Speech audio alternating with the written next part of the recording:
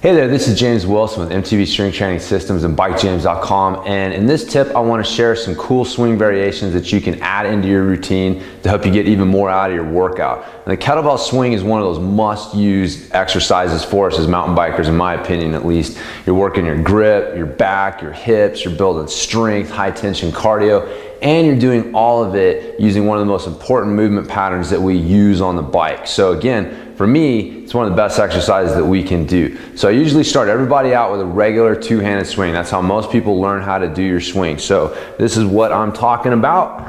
Getting set, kettlebell a little bit in front of you, hike it back, use the hips to catch the weight and power it back up. So, now let's say you've got that down. You've been practicing this for a little while, so if you're a guy, you can do 5 sets of 20 reps with a 24 kilogram kettlebell. If you're a lady, you can do that with 16 kilograms. It doesn't feel like the hardest thing in the world that you've done. At that point, you're probably ready to move on to some other variations. So I'm gonna start out and show you the first one that most people learn, which is the single arm swing. So the single arm swing is exactly like a regular swing, but you're just gonna use one arm at a time. So the main thing with this one is you gotta keep your chest square. There's a tendency to rotate and move a lot, so you gotta keep your chest square as you do it. And everything else is the same. You can bring the free hand forward and touch the handle if you need to. Some people like to do that. Either way is fine, as long as you're keeping the chest square. Good strong posture while you're doing it. This is a good variation for working out any left-right asymmetries. If you've got a light kettlebell that you need to make feel heavier, so really good variation for that. The single arm swing plays into our next one, which is the pass-off swing. So for the pass-off swing, you're gonna do a single arm swing, but at the top, you're gonna let go and pass it off to the other hand. Just like that. So that's a really good variation. For a couple reasons. One, it's a good self-limiting one because you have to let go of the kettlebell at the top. If you're using your arms or using your back, you're not using good form to get the kettlebell up to the top. When you let go of it, the kettlebell is going to get crazy and it's going to be hard for you to pass it off and catch it. So by learning how to keep the kettlebell smooth and still at that top so you can easily pass it off, you're going to dial in your swings even more.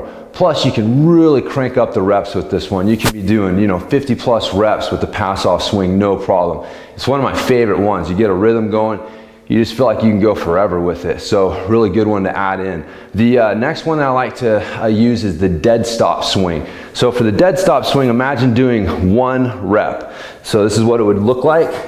You can do 1 rep, hike it back, up, down, park it. You just repeat that. Back, up, down, park it. Just repeating this process. Now the main thing we're looking for here is that you're keeping yourself grounded and tight. Sometimes we get a little lazy with the starts of our swings, so there'll be a little rock in, a little bit of movement in the body as we hike it back, and then we get things dialed in as we get our first couple reps in. So 1, we want to be perfect from rep number 1, and 2, this variation is really going to teach you how to ground yourself, how to stay nice and strong and grounded, which is a very important skill for us to learn on our bikes, especially if you're riding flat pedals. That ability to keep heavy feet and stay grounded is extremely important on the bike. So the next one I want to show you is the double kettlebell swing. And this is probably the toughest version that there is. So you want to make sure you got your regular swings down really good before you start doing this one. So this is like 2 single arm swings at the same time. You're going to have to widen your stance a little bit, grab your kettlebells, and swing away.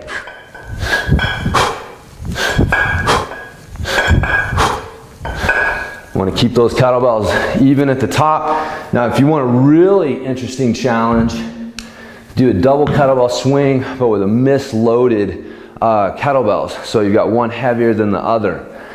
Getting set, and again, everything's the same.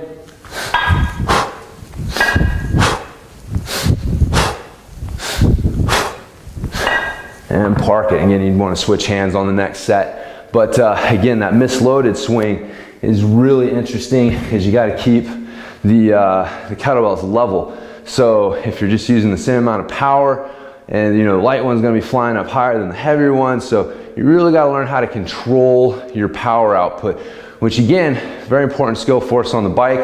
When we're pedaling, the ability to modulate our pedaling power is extremely important, especially in loose traction situations. If all you know how to do is push down at 100%, well, guess what? When you hit loose traction, you're gonna have trouble keeping it. But if you know how to kind of regulate and control that power depending upon the feel and the feedback that you're getting, you're going to be able to apply that, you know, maintain traction better, stuff like that. So just kind of a unique little skill that this exercise teaches you. Now, the next one that I want to show you, the last one, is the single leg swing. I've heard this called a couple different things.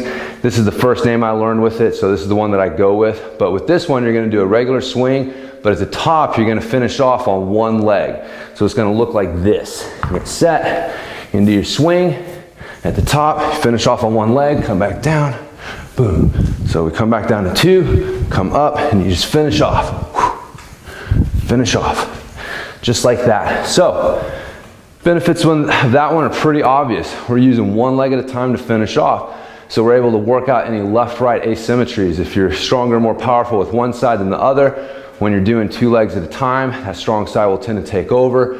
Same thing on the bike. And so with this version here, we can work the hip extension and the hip strength on each leg individually, which will help us even those things out. So yes, you're gonna have to lighten things up a little bit. Yes, the single leg swing takes a little more coordination than a regular swing, but again, that's part of the process. So there you have it, 5 swing variations: your single arm swing, your pass off swing, your dead stop swing, your double swing, and then finally your single leg swing. So 5 different variations that you can add in to your regular one. So there's 6, swing versions right there. So you shouldn't get bored. You can go through one every month, and you'll only go through each one twice within a year. So again, you don't have to get too crazy with the variety. Use what we call the same but different, right? So using the same basic pattern but doing something a little bit different to challenge the body in a little bit different way. So we don't have to get completely removed from our basic exercises, just a little twist on them to keep things going. So anyways, this will help you do that. So anyways, it's been James Wilson with MTB Strength Training Systems.